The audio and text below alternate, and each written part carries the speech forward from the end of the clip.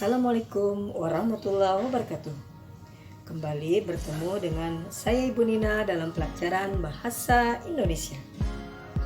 Apa kabar anak-anak? Semoga kalian selalu dalam keadaan sehat walafiat dimanapun kalian berada. Dan tentunya tetap semangat mengikuti pelajaran.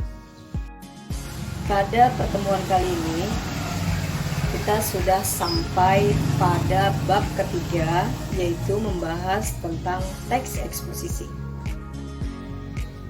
Kamu tentu senang membaca surat kabar atau majalah, kan?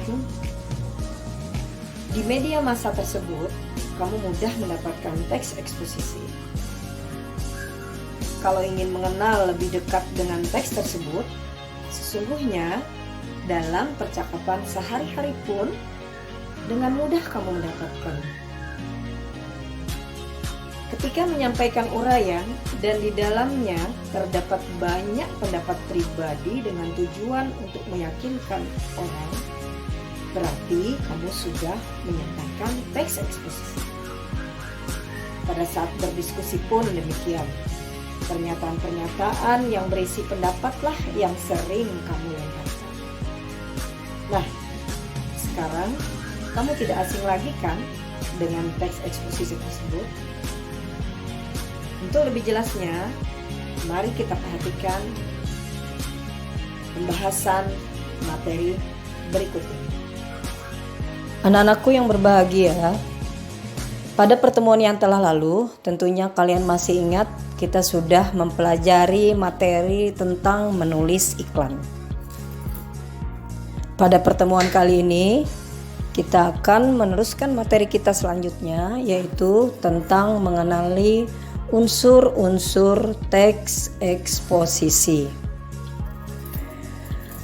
Setelah mempelajari materi ini nanti, diharapkan kamu mampu mengenali informasi teks eksposisi, gagasan dan fakta, dan pola-pola pengembangannya dalam artikel ilmiah populer.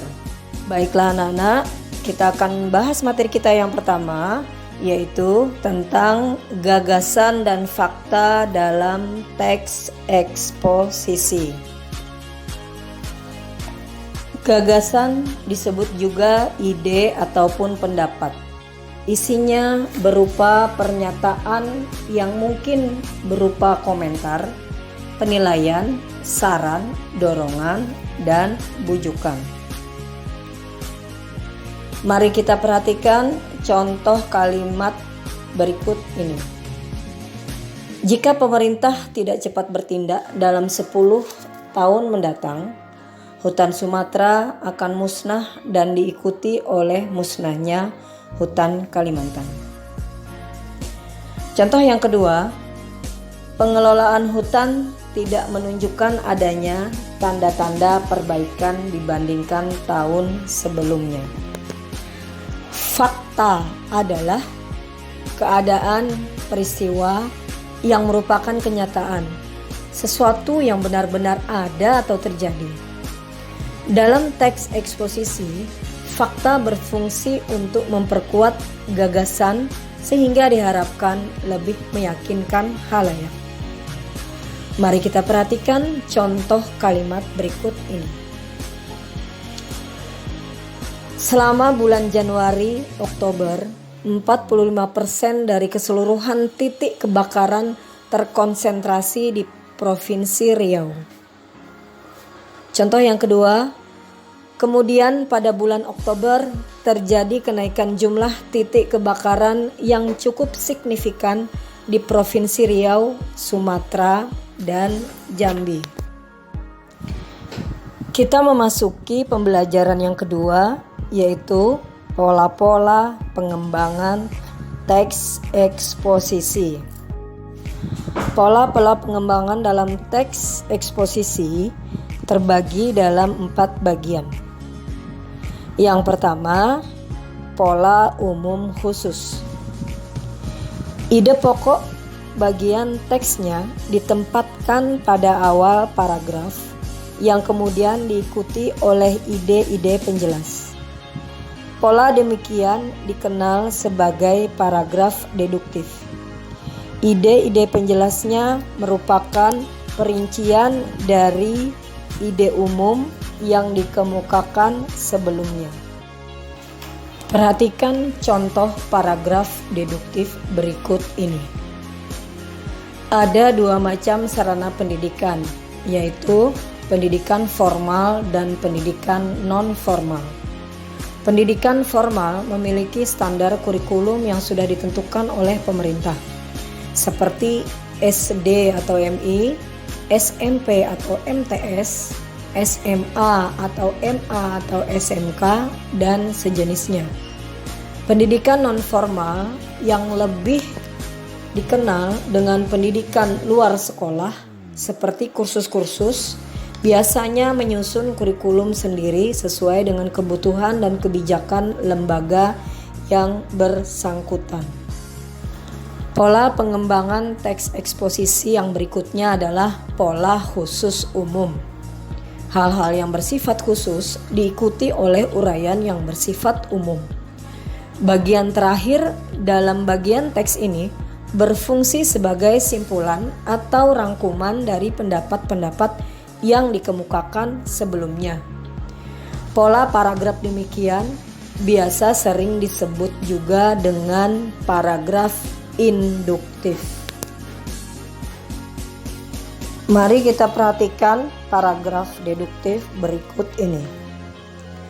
Menjaga kebersihan di sekolah bukan hanya dilakukan petugas kebersihan sekolah. Menjaga kebersihan juga harus dilakukan para siswa. Bapak Ibu guru juga bertanggung jawab untuk menjaga kebersihan sekolah. Karyawan sekolah, mulai tata usaha, kantin, koperasi, satpam, dan sebagainya, juga harus sigap menjaga kebersihan sekolah.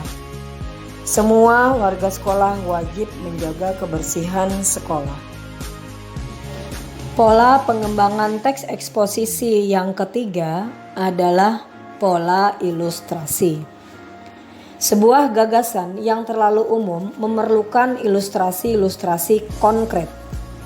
Ilustrasi-ilustrasi tersebut berfungsi untuk membuktikan suatu pendapat. Dalam hal ini, pengalaman-pengalaman pribadi merupakan bahan ilustrasi yang paling efektif dalam meyakinkan kebenaran suatu gagasan. Perhatikan contoh paragraf ilustrasi berikut ini. Sebuah pohon tidak akan besar dengan sendirinya sebelum menjadi pohon tinggi menjulang. Pohon akan terlebih dahulu menjadi sebuah biji yang ditanam di dalam tanah. Biji tersebut lalu disiram dan dipupuk secara rutin sehingga biji itu pun tumbuh menjadi sebuah pohon besar seiring dengan berjalannya sang waktu. Ilustrasi di atas sangat cocok untuk menggambarkan proses pendidikan yang semestinya. Pendidikan harus berorientasi proses, walaupun akan memakan waktu yang cukup lama. Namun, hasilnya akan jauh lebih baik dibandingkan proses pendidikan yang instan dan dipaksakan. Pola pengembangan teks eksposisi yang terakhir adalah pola perbandingan. Untuk meyakinkan suatu pendapat, kamu dapat melakukan suatu perbandingan. Benda-benda, keadaan, atau yang lain ditentukan perbedaan ataupun kesamaannya berdasarkan aspek tertentu. Dengan cara demikian, keyakinan pembaca atas gagasan yang kita sampaikan akan lebih kuat. Perhatikan contoh paragraf perbandingan berikut ini. Futsal merupakan permainan bola yang dimainkan oleh dua tim. Tiap tim terdiri atas 5 pemain utama dan 7 pemain cadangan. Jumlah pemain utama futsal itu jauh lebih kecil dibandingkan dengan permainan sepak bola.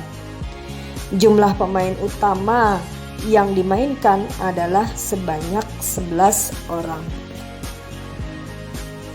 Anak-anak, Itulah tadi materi kita tentang mengenali unsur-unsur teks eksposisi. Semoga apa yang Ibu sampaikan dapat bermanfaat bagi kita semua. Sampai di sini dulu perjumpaan kita.